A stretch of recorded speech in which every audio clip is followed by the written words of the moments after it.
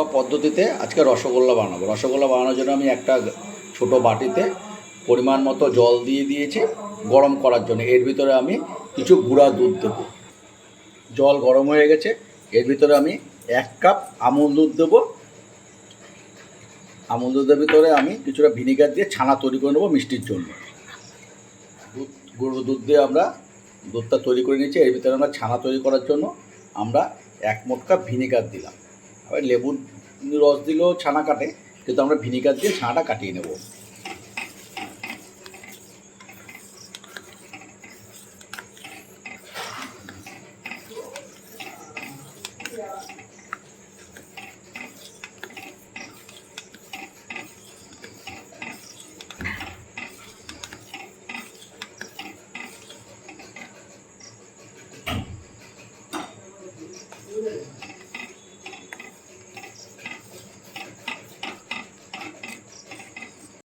যে দুধটা আমরা বসিয়েছিলাম ছানা করার জন্য, সে দুধটা ছানা কেটে গেছে। দেখুন, দেখিয়ে দিচ্ছি আপনাদের, যে ছানা তৈরি হয়ে গেছে আমাদের। এখন এই ছানাটাকে ভালো করে আমরা চিপড়ে জলটা বের করে নিয়ে ফ্রেশ ছানাটাকে নেব।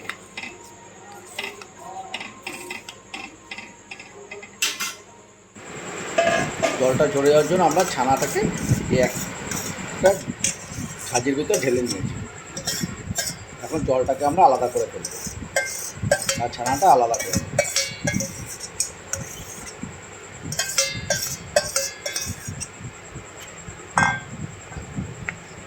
আমরা চিপড়ে চিপড়ে জলটাকে ছেড়ে নেব।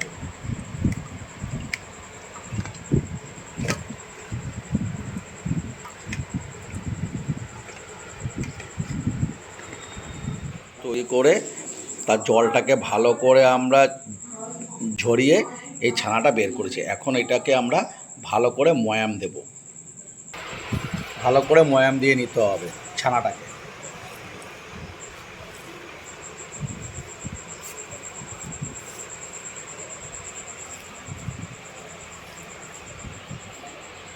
আমাদের ছানাটা ময়াম দেওয়া হয়ে গেছে। এখন আমরা এগুলোকে গোল গোল করে রসগোল্লার আকৃতি দেব। এই যে রসগোল্লার আকৃতি দিচ্ছি আমরা। তাও এগুলোকে আমরা তেলে ভাজবো একটা একটা করে।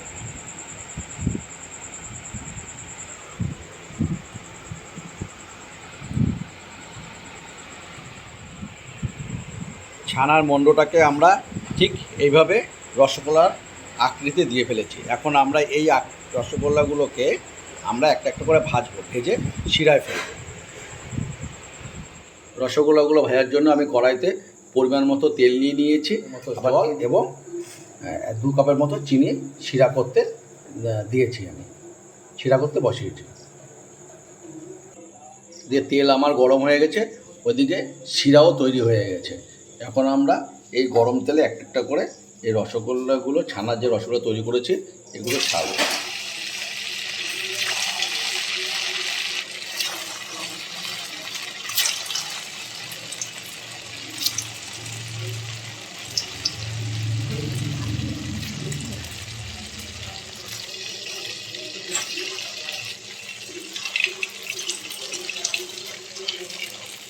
এগুলো বেশি লাল করে ভাজা যাবে না, হালকা ভাজা হলে আমাদের শিরায় ফেলে দিতে হবে।